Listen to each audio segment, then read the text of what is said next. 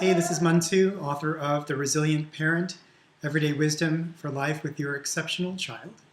And I am here with a friend today, Dan Walton, who is the co-founder of Studio Blue Pilates. And he is here today to share with us some just everyday ways that we can take care of our bodies. Because, Dan, as we've been talking and as you've known our family over the last year, I guess. Yeah, it's been a while. Yeah, it's so hard to take care of ourselves in the midst of this struggle with the kids and whatnot. And, I'm constantly looking for ways to do something in the middle of the struggle, in the middle of just kind of getting the house together.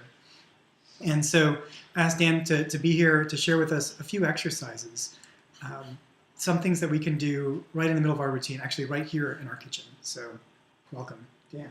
Thanks. So thank you, Monty, for having me, and thank you for listening.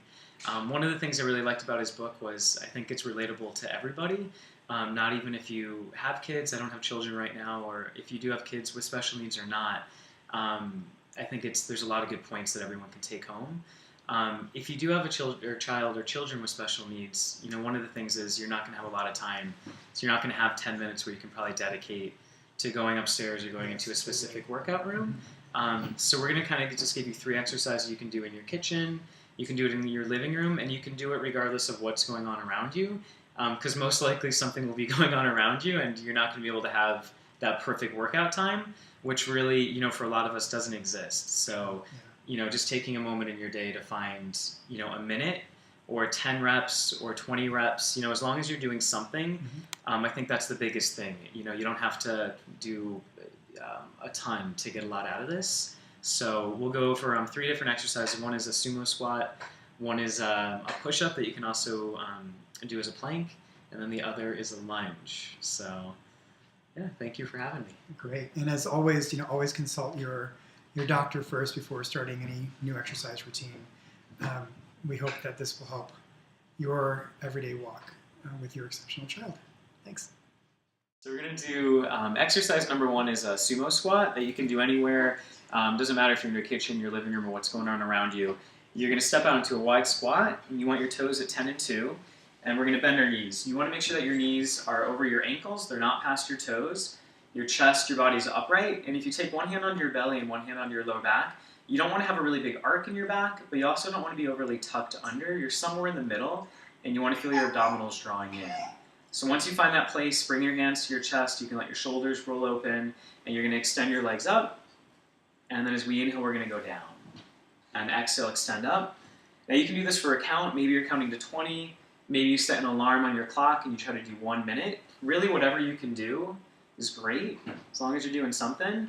You can come down at the end. You can hold. Again, think shoulders are back. And then really take a moment to try to find a breath. Probably one of the most important things you can do for yourself is breathing and finding a breath that's a little bit deeper. And the muscles you want to feel: front of the thighs, back of the thighs, so hamstrings, gluteals, and keeping the abdominals toned. And that is your exercise number 1, sumo squat. Exactly.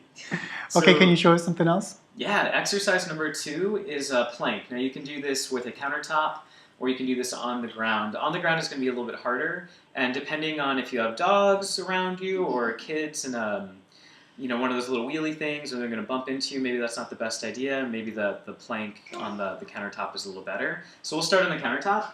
We're going to bring our hands right up to the edge. Hands are about shoulder distance. We're going to walk back.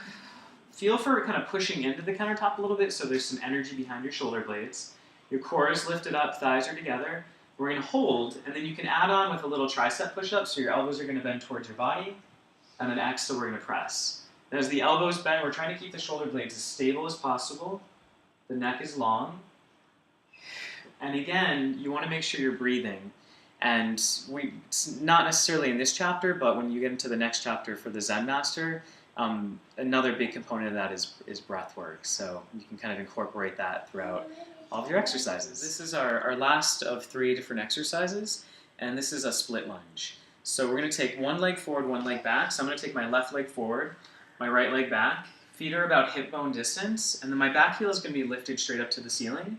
Hands come to the chest, or if you need a little help balancing, you can take your hands onto a countertop, either 1 or 2, whatever you have nearby you.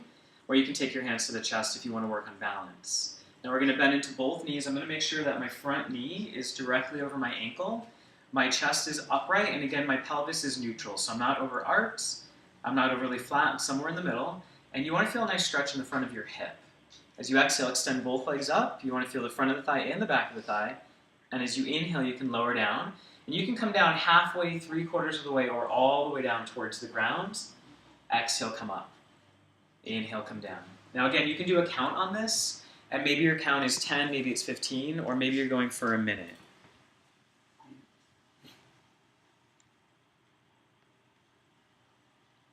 Or you can come down halfway and you can hold.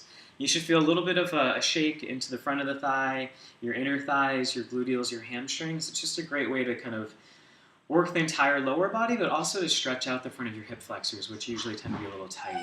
And that is exercise number 3.